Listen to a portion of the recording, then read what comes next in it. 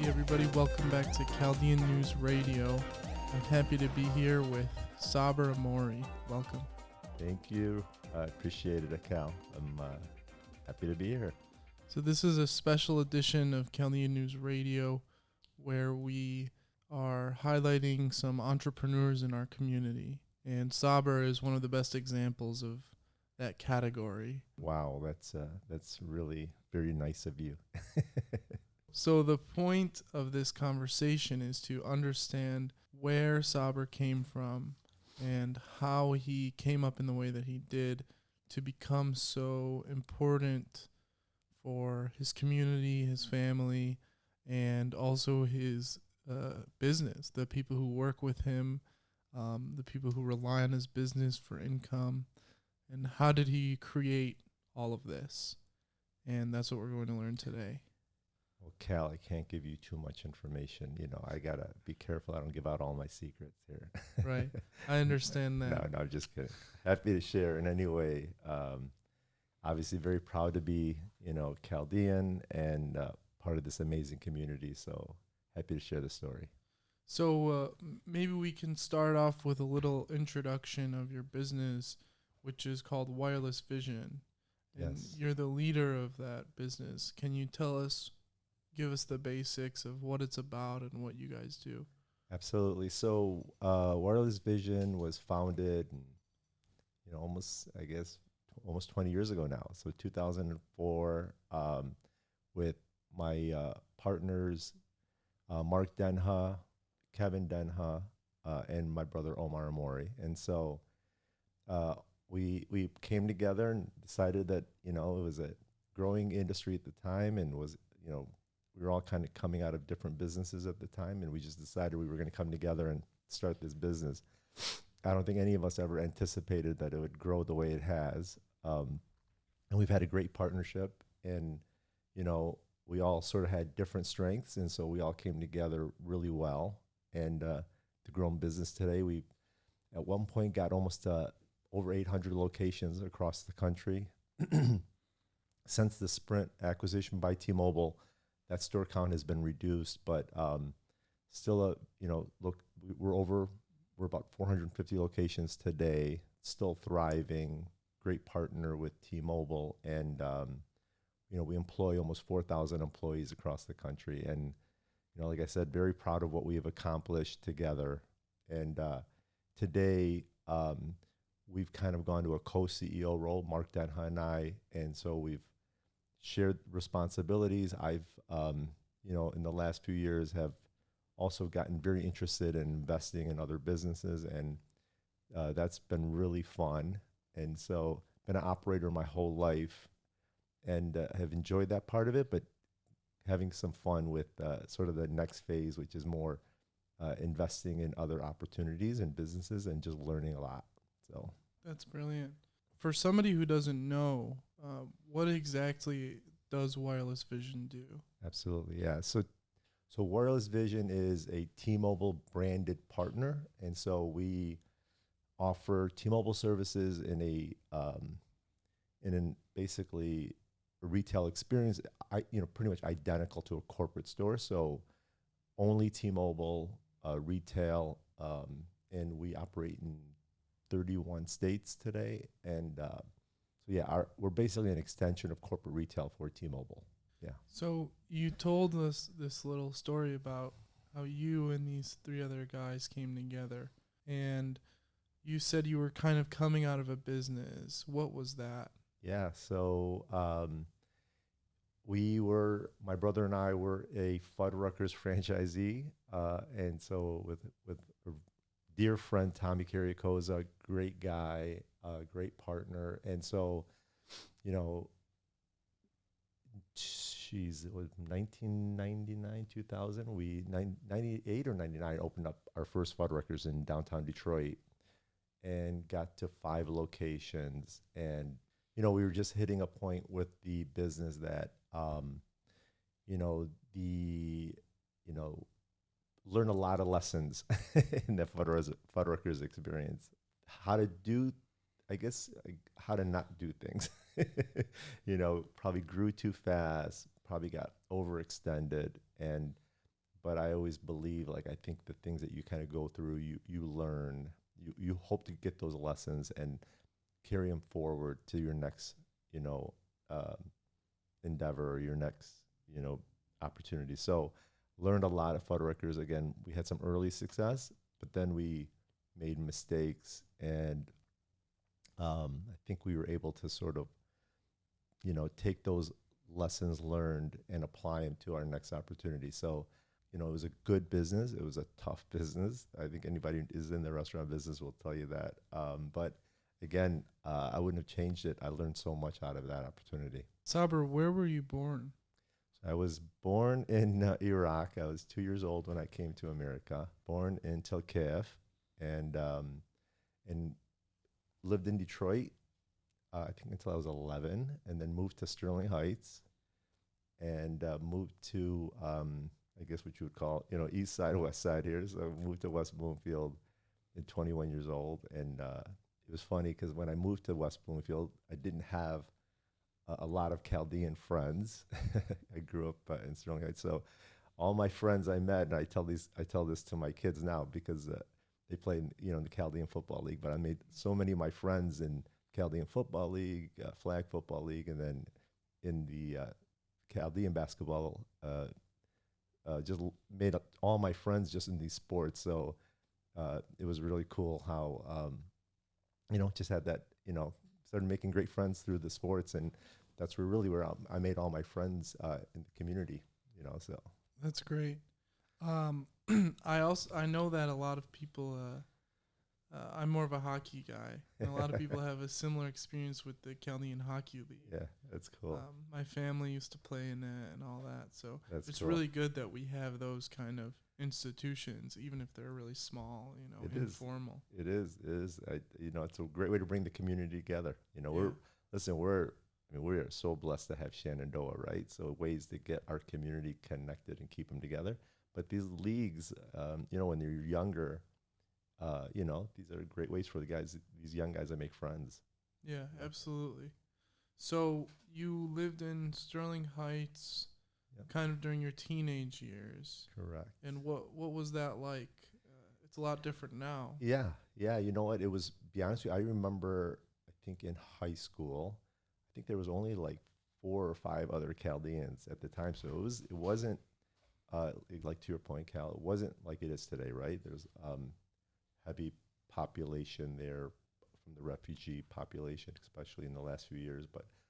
Um, but you know, there wasn't a huge Chaldean um, group at that time, and so we, you know, it was great. I enjoyed growing up over there, and it was, you know, it was a good place to grow up. You know, made a lot. I still have a lot of good friends from over there. So how did you end up getting into the Fuddruckers business? So I remember actually my senior year in high school, I was going to, I had hopes to playing football that year on the team, and then my dad ended up buying a liquor store in Clawson. So I ended up working there my senior year after high school, and you know, I always just, you know, thought I would be in the store business for a while, but really was drawn to the restaurant business. I wanted to get into the restaurant business, and it took me a little while to get there, but ultimately found that opportunity. But, you know, one thing I did realize, I could, maybe just something interesting for me to mention, is that, you know, I didn't think I was going to go to college after high school. I really thought I was just going to, you know, spend time in store business or any other businesses that came along. But once I got out of high school, I really realized that I wanted that education. I felt like I became really interested in learning. And so, you know, I kind of did the part-time program, you know, went to, you know, community college, Oakland Community College part-time, got my associates, went to Northwood University part-time, got my undergrad, and got my master's degree at Walsh, all part-time. So it's something I'm proud of, to, you know, for especially, you know, that I could tell my kids that, listen, you can get your education no matter what it takes, right? And so that was, to me, like, I really realized after high school, when I didn't really take school very seriously after high school, became very interested in learning, you know, sort of that learning mentality. And then so I was in the store business until my late 20s, and then finally got into the restaurant business. And again, it was something I've always wanted to do. Like I said, good business. You know, you got to work really hard in that business, like any business, but that business is very demanding, and learned a lot, you know, and so, yeah, it was just one of those things I always wanted to do it. And I guess the whole service aspect of it is sort of something that I enjoy, you know. You have a really unique story as it pertains to education. And there are a lot of different thoughts nowadays about education. I hear a lot that college degrees are way too expensive, for example, and you're not really getting what you paid for. And then an alternative to that is the path that you took, which is like community college for a couple of years, turned into a university, and then even further, a master's degree. So there's a lot of like kind of a really wide and conflicting perspectives on education nowadays. Yeah. Maybe what was it like when you were doing your education, and then how do you see it now? Yeah, I think that's a great point, Cal. I think there is a lot of that sort of debate, right? And so like I said, going through middle school, high school, school was not an interest of mine. You know, I wasn't a very good student. But for whatever reason, I'm not sure why, after high school, I got just into learning, whatever it was, books, you know, newspapers, whatever it was, right? There wasn't really no, you know, audio books at the time, or podcasts and stuff like that. You know, so I just wanted to go back to school, and probably, you know, I enjoyed it. You know, I enjoyed learning. And so for me, because I was in the business, I was already in business, in the store business, as senior high school. And then after high school, I found it to be just interesting, you know, to learn more about business. And so, and read a lot of just books about autobiographies, whatever it was. Like, I just found it was interesting to me, not so much the theoretical business books, but more of the real life business books, like people that accomplished, you know, or grew their business or whatever it was. So, and I really became sort of drawn to leadership. Like, that probably was more of my most interesting topic for me, was just how people became great leaders, if it was in business, or if it was in government, or if it was, you know, sports, whatever it was. I just got very drawn to leadership. And so, so education to me, I still think is unbelievably important, especially if you're going into a specialized field, obviously. But no matter what you do, I think getting an education is so important. And so for me, I remember going to get my master's degree, and, you know, most of the people that were at Walsh at that time for a master's degree were automotive, looking for that next promotion. And I was, you know, self-employed, had my own business, and they're like, well, why are you here? What do you do? What are you doing here? What you know, what do you need? And I'm just like, this is great. I love this. You know, I'm learning from you guys. I'm learning from the students. I'm learning. So to me, it was just I enjoyed it.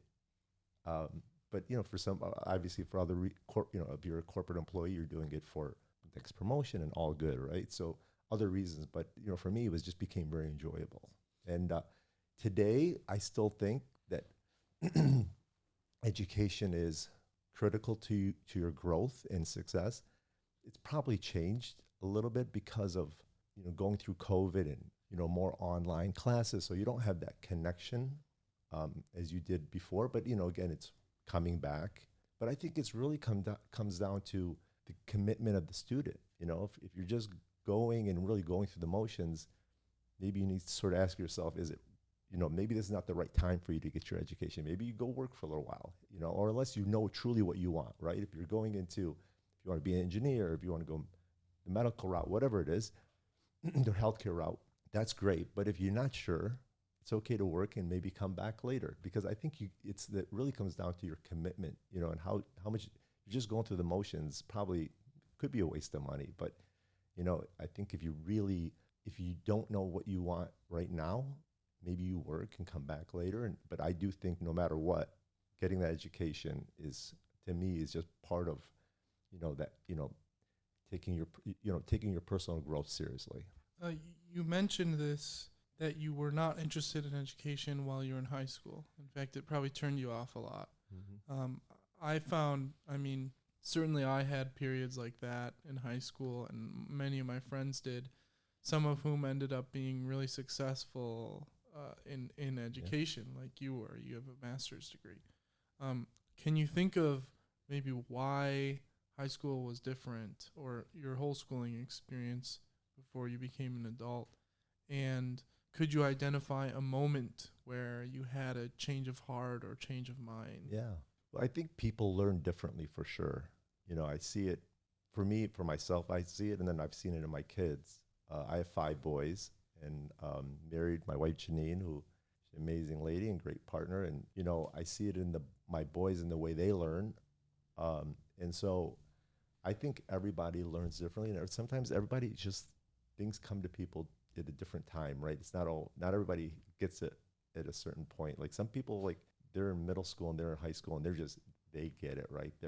They know what they want. They're really good at school. They have great study habits, all that stuff, right? For me, I just wasn't interested, and I just wasn't, I wasn't really that, and the other thing is, and I say this because we do a program today through the Chaldean Community Foundation and Wireless Vision Empowerment Academy, which is, we went back to Sterling Heights, Stevenson High School, and we've been doing this program. I think this is our 4th year, and we mentor high school students. And one of the reasons that we did this is because I remember my sort of experience was, being,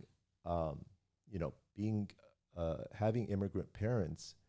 Education just wasn't really something that was stressed at home. Like we focused more on putting food on the table, right? And really everybody working, and then, when you think about it, for the women, it was, even more different.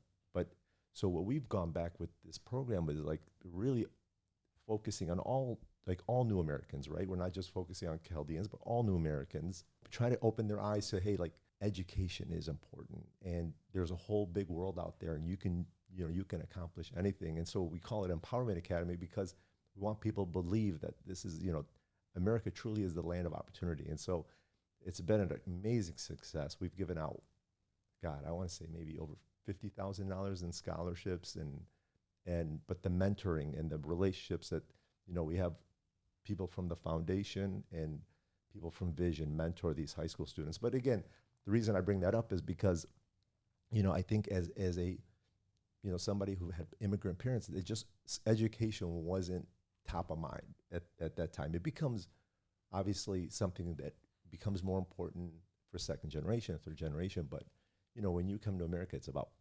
work and pay the bills, and so I think that was part of it. Can you think of like a moment where you had this mindset switch, or maybe it was a book you read or a story you heard about some businessman when you were coming out of high school? Yeah. I think it's a great question. Listen, I think after high school, I was working at my dad's store, and again, store business has provided so much for this community, and it's really truly a great business. And my friends started going off to college, and so I think it just started becoming for me. I'm like, this is, I guess I just started thinking about I wanted more, and so I just started getting interested in reading and started taking classes part-time, and so I just started thinking more about like I just got really interested in personal growth and personal development, and and things like that. So yeah, I just felt like I guess I started feeling like people were passing me by going to, all my friends were going to school, going to college, going away, and I just felt like I needed to do something to keep up. Yeah. And then I got interested in learning the whole concept of just constant leadership, constant learning. What is personal growth? I guess you could say it many different ways. I guess everybody might have a different version of it. I think it's just always constantly trying to make yourself better, in every sort of part of your life, and so spiritual, physical, mental, all that, right? Like, how do you continue to just grow as a person, and so I think that is a really important part of, especially as you just get older, you know, and it just becomes more important to you to constantly just, you know, get better and grow, you know. So Sure. when you're younger, you're just trying to have a good time. Some of us are. Yeah. What are you got into Fuddruckers, and you briefly mentioned that you kind of learned a lot of what not to do. Yeah. Maybe you could go into detail about one or two of those lessons and Sure. tell us, you know, how did you experience that from Fuddruckers, and how do you apply it now? Yeah. So I always tell, like, we do this like leadership academy at Wireless Vision, and used to sort of walk through my journey, my leadership journey. But, you know, coming from the store business, it was very much what I learned there is it was more like what I can personally like do myself, right? So individual contributor. And I was, what I also learned was interacting directly with the customer. And so, and then the things that sort of the, I guess, basics of retail, things that you should never forget is, you know, obviously location, how you treat your customers, your inventory, all the things that really matter in retail every day. So I learned those as an individual contributor. When I got into Fuddruckers, I started realizing that, you know, it's not just about what you can do, it's what you can start getting other people to do with you. So management, and how do you lead, and how do you and so that was sort of the first time, really, like, to be honest with you, like when you started managing people. Because, you know, when you're in the store business, a lot of times you're with your brothers and sisters and nobody's listening to anybody, so you're not managing anybody. But when we got into Fuddruckers, we started learning that we had to manage other people. And so there was challenges there, right? Like you're hiring people, you're firing people, how do you performance manage people? How do you, you know, all those things, right? You got to set up controls and processes. And so that was very new coming. So I will tell you that if you do go from a sort of single business to a, you know, if you want to grow something, getting in the franchise business actually is very helpful, because they've already got a lot of those processes and they can teach you that. So that was helpful. I learned that. But when you go from one location to two locations, that's the big jump, right? They always say, like, how do you, you know, what's the biggest growth is, it's probably the biggest challenge is going from one to two, because now you really got to set up systems and processes, because now you're not in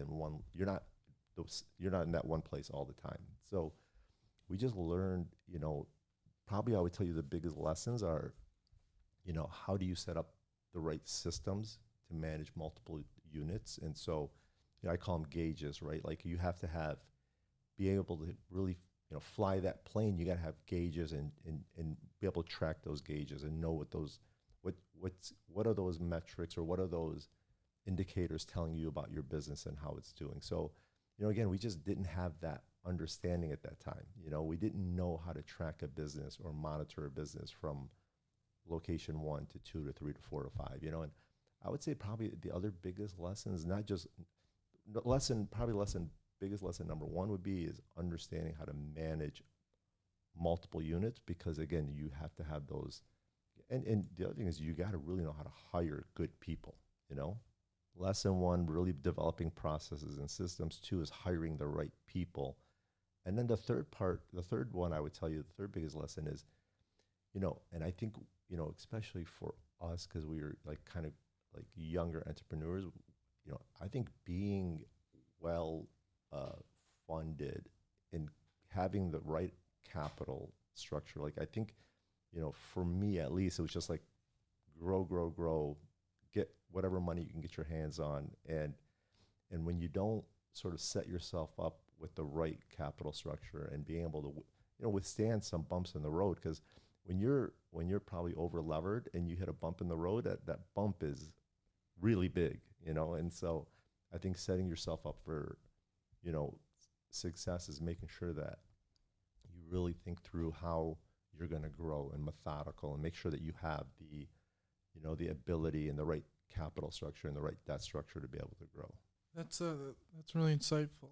I wanted to ask specifically about going from the store to owning a business and managing employees that were not your brothers and sisters. Yeah. What was that like, and how did you learn to how did you learn to motivate them and inspire and lead them? And Yeah. like literally, what strategies did you use? Yeah. Well, I'll use the Fuddruckers experience first, and then I'll kind of lead that into Wireless Vision. You know, at Fuddruckers, I'll be honest with you, my partner Tommy Kirikoza was way better than I was at it. You know, for me, is again, it was learning how to manage people and how to hold them accountable, and at the same time, you know, you want to create a good environment for employees, right? And so, that to me, again, it was a big learning experience for me. And it got me prepared for really for what at Wireless Vision, because what happened at Wireless Vision was we started opening stores, we started adding employees. And then as you grow, it became less about managing people for me and became more about how to lead people, and how to lead. But what really opened my eyes to probably what was I found most important in a company is how to create a culture. And I'd never even probably knew what that word meant, at the time, because but something starts happening in a company when you start growing it, is that there's this sort of underlying what is your company all about? How do you treat people? How do you operate every day? What are those sort of operating rules? And so creating that culture that allowed people to thrive and to how to, again, you're still leading, you're still managing, but it's really creating a place where you can empower other people. And so the whole culture piece really, how do you create a business to grow by hiring and empowering the right people? That's the stuff I learned at Wireless Vision. And again, I needed, that foundation I got at Fuddruckers was critical to what we were able to accomplish together at Wireless Vision. What's the difference between managing and leading somebody? That's a great question. So managing, I would say, is you're really more dictating kind of like what to do, right? And so you're sort of, I would say, probably not so much like inspiring them. I think when you think about leadership, it's inspiring, it's empowering, and you are, although you have to hold them accountable, but you are really setting them up for success by creating you are very clear on what you're expecting of them. And then there's that constant coaching, right? And then ultimately, if you have to hold them accountable, you got to do it in a very respectful and in a way that you're helping them get better, right? That you want to continue to develop them, even though you're holding them accountable. I always say, like, even though like you're holding somebody accountable or you're having that conversation, it should be in a way where you're making that person better. To me, that's leadership. Management to me is not that, again, managing somebody is great, but I think that's probably a little bit more hands-on, maybe not so much, probably a little too micromanaging, I would call it maybe. But again, leadership to me is just sort of taking that, guiding somebody to another level and really pointing them in that direction and then helping them get there through, constant, encouragement. Saber, have you had any mentors or leaders or people in your life who influenced you specifically? Yeah, Cal, when you think about, especially in our community and the way we grow up and how close our families are, I'd have to say, the impact my father and my mom, as far as leaders and leadership, what I've learned from them. And obviously they're not, growing up, them coming to America when they were in their 40s, it's not like they're going to sit there and teach you leadership. A lot of the leadership you learn from them is by example. So the things they did, my dad was a very kind, man, and just learned on how to, the way he treated people and the way he was just a good man, and so I think that is a big part of leadership. And my mom was just a wonderful woman and a strong woman. And so learned a lot, just watching her and him. And so, and my brothers and sisters, good people, and learned leadership from them, and my brother's business, and so, yeah, definitely the influence and impact my brothers and sisters and my mom and my dad had, definitely, again, more of watching and learning that part of like leadership. And then, to be honest with you, and now, my wife, Janine, I mean, she is a strong leader and truly like everything, our success is together, and so again, it's the family, that's the influence, the impact from family, I think is super important.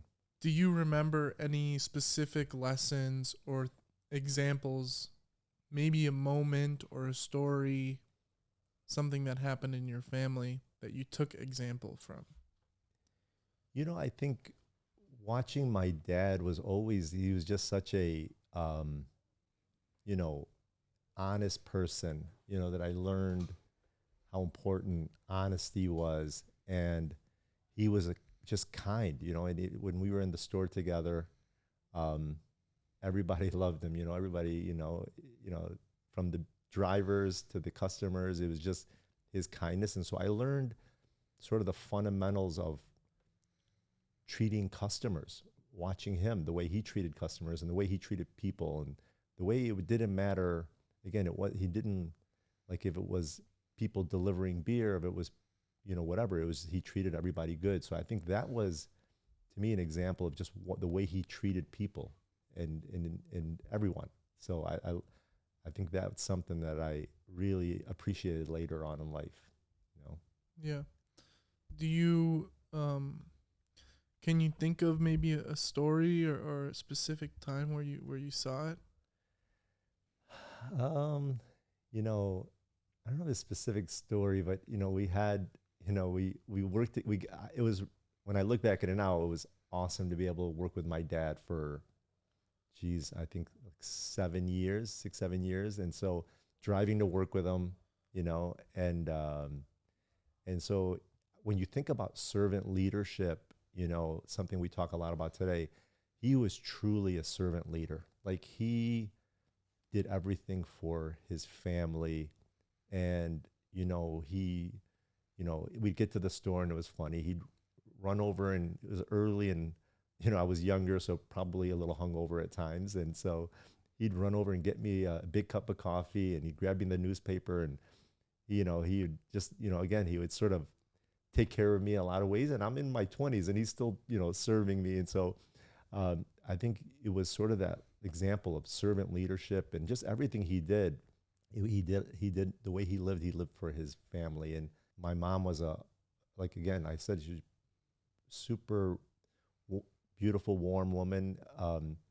She was, she was a good leader, and I think seeing leadership, again, in our community, you could definitely see more of a male dominated role. But, my mom was what I would consider a strong leader, and a good leader. So again, that I think more than anything is just the example of servant leadership from both of them.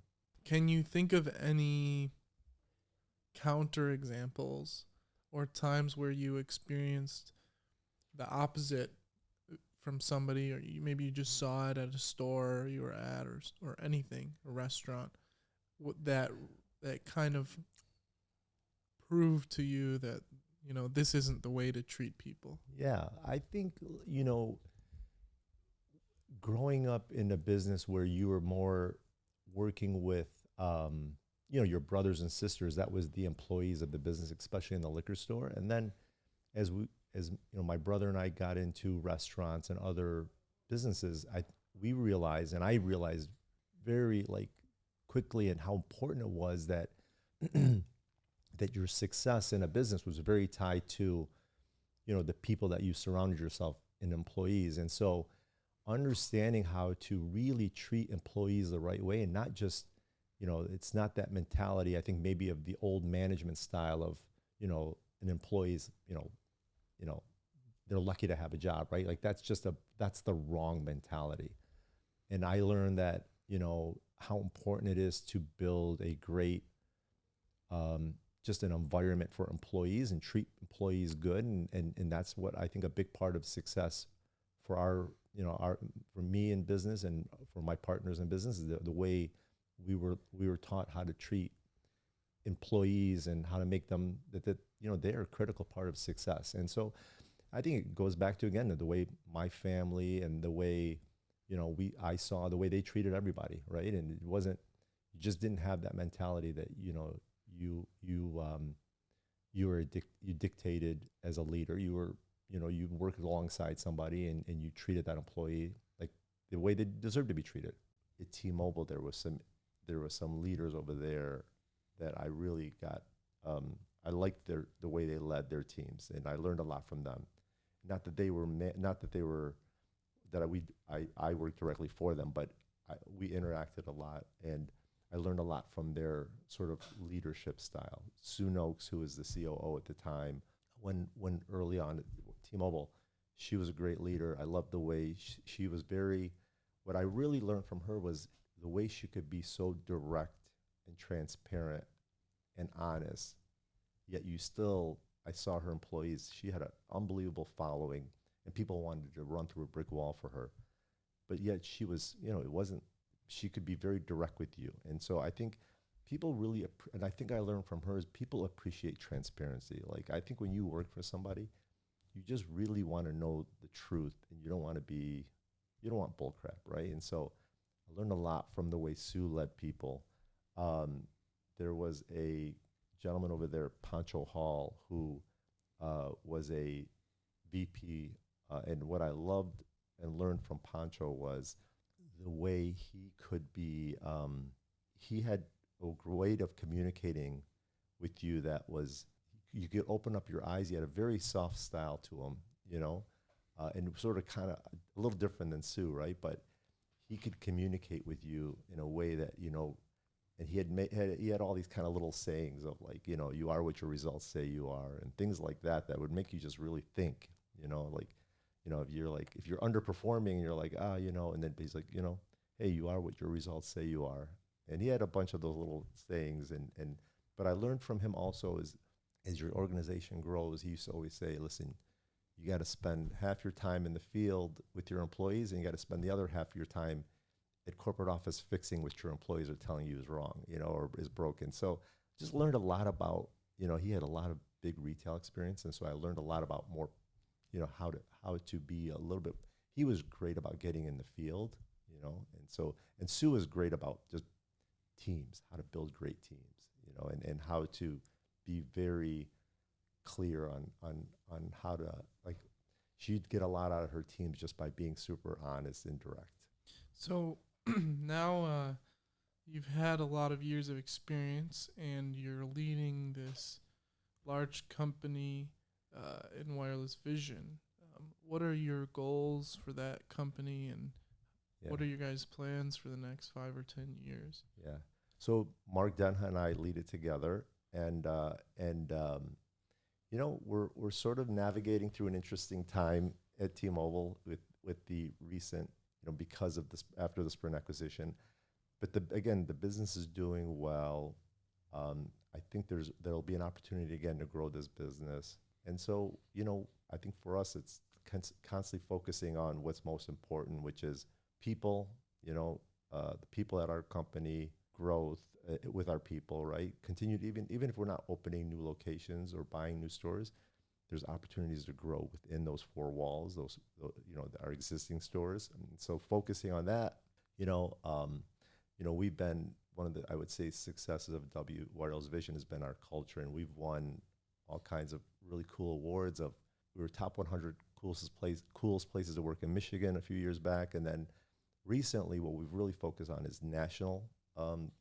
So we've been certified as a great place to work by Fortune magazine, and so in 2020 we were the 11th best retailer in the country on a greatest place to work. So that was our employees voting us that. So I think constantly finding ways to grow the culture, keep the culture healthy, and because I think when you treat your employees right, they treat your customers right, and that makes for a really good company and a healthy company.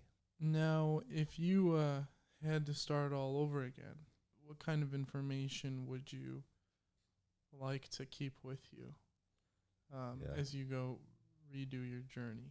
And another way to say that is, what would you advise a young person in your situation to do? Yeah. Cal, you know what? I like I like that question because I always, something that I even, like we've said, I've done this at the Leadership Academy is what would an older Saber tell a younger Saber, right? And I think when I think about things that I think for all of us is you realize that you have strengths, right? You have God-given strengths. I think when you're younger, you don't know sometimes what those strengths are, and you don't even know what you're very good at, you know? Maybe sometimes you think you should be good at everything, but that's not the way, you know, it is, right? God give you these certain strengths, and I think as you get older, you get comfortable with what those strengths are. And so I would say when you're younger, find out, it does, you know, the whole like go find what you love. Like, I don't know if that would be my philosophy. I would say go find out what you're good at, okay, and then go get great at it, you know, because I think you have these God-given strengths. We're all sort of made differently. You know, I don't have an engineering mind. I could never be an engineer, but I love people and I love leadership and I love creating great cultures and I love things like that. And you know, so I would, you know, that to me is like, you know, again, early on, you get sort of frustrated with, you know, maybe, you know, when I was in like hardcore, call it operations, probably not my strength. And so, but I think when you're younger, if you could really find your strength, and so we do things at Wireless Vision. We've done it with the Empowerment Academy. There's a book called Strength Finder. So you kind of find out kind of like what is it that you are sort of what's your makeup, right? Like, are you driver? Are you more of a like people person? Are you you know, it kind of breaks out the way your mind works or the way you work. And so, but there's different books like out there like that. But I would say more than just books is what are you good at, you know? And then just really apply yourself and find your strength. If you can find your strength early, because again, like you're not going to be great at everything. Some people could be, but most people there's a certain thing that they're really good at, and that's just what. And plus, find what gives you energy. Because if you're doing something and it just drains you, and but if you can find something that really you get a lot of energy out of it and you're good at it, then I think it's really important at a young age if you could figure that out. How do you think your Chaldean values and your Chaldean upbringing and the culture in Michigan, how do you think that has influenced your business and your personal growth? And what have you brought from that into that world of that part of your life? I mean, listen, I think, you know, our community is amazing, right? And we are such a driven and ambitious community, and we're close. And I think, you know, when you think about Chaldeans, you know, we are entrepreneurs, we are merchants at heart, you know. And some of the cool things I've heard, and you know, even recently, is how far back being a merchant, you know, for our, you know, Babylonians, how far back it goes, you know. And then when you think about Chaldeans in you know, in Iraq, and how, you know, the history there with the merchants, and when you come to America, you know, how again that same sort of mentality and what, you know, the way we are driven, and you know, again, the store business, the merchant, and then now expanding into all these different businesses. So I still think it kind of a lot of, you know, comes from that merchant mentality, right? When you think about real estate, we were talking about this on a call, and it's like Chaldeans do really well in real estate because, and I remember it was funny, something my father-in-law said, you know, Basambino, he's like buying a center, and the guy approached him, he's like, hey, what do you know about this center? He's like, I know it from a retailer's point of view, a merchant's point of view, you know. And so I think that's why you see Chaldeans really successful in real estate. Part of it is, you know, they just look at it from a retailer's perspective, which, you know, a lot of people, you know, I'm sure a lot of these guys don't. And that's just part of it, right? Like, I think it's expanded and gone off into other industry and all these different things because of that sort of merchant mentality, you know, because we look at things from probably different lens, you know, than most. When I guess probably where I'm probably at a little bit right now is I'm enjoying investing a lot, right? Just you know, we've got the Chaldean Community Foundation fund, the Archangel Fund, which is we've invested in businesses, and then, you know, there's talks of it ultimately an incubator in the new building. And so I think I'm enjoying like that aspect of it is just really like, startup businesses or just investing, and then enjoying that, we've launched Learn with the Leader through Chaldean Community Foundation. So we've got, I want to say it's 14 Chaldean professionals ranging from all kinds of different businesses. And we are on month 7. So we've been able to get great speakers in front of people, and we have different types of, like, we've really, the Learn with the Leader program is broken out into 3 ways: leading yourself, leading others, and leading for performance. So there's, that program has been great. We want to expand on that. So it's having a lot of fun with just sort of being a part of giving back, at this point. Because, again, I've had so many great mentors in our community teach me. And so it's fun to get really good, smart Chaldeans around us to start kind of coming together. And I've got, believe me, I mean, the people that, there's so many brilliant people in our community that, we get them in front of these, these younger aspiring leaders in our community. It's been pretty awesome, That's great to hear, Saber. Well, we're lucky to have you as a part of our community. We're lucky to have you as involved in the chamber and the foundation and the Chaldean News even. So just thanks once again to Saber Ammori for coming on the show and sharing his wisdom. Thanks for coming out. Awesome, Cal. Great job, by the way. You're really good at this. Thank you. See you next time.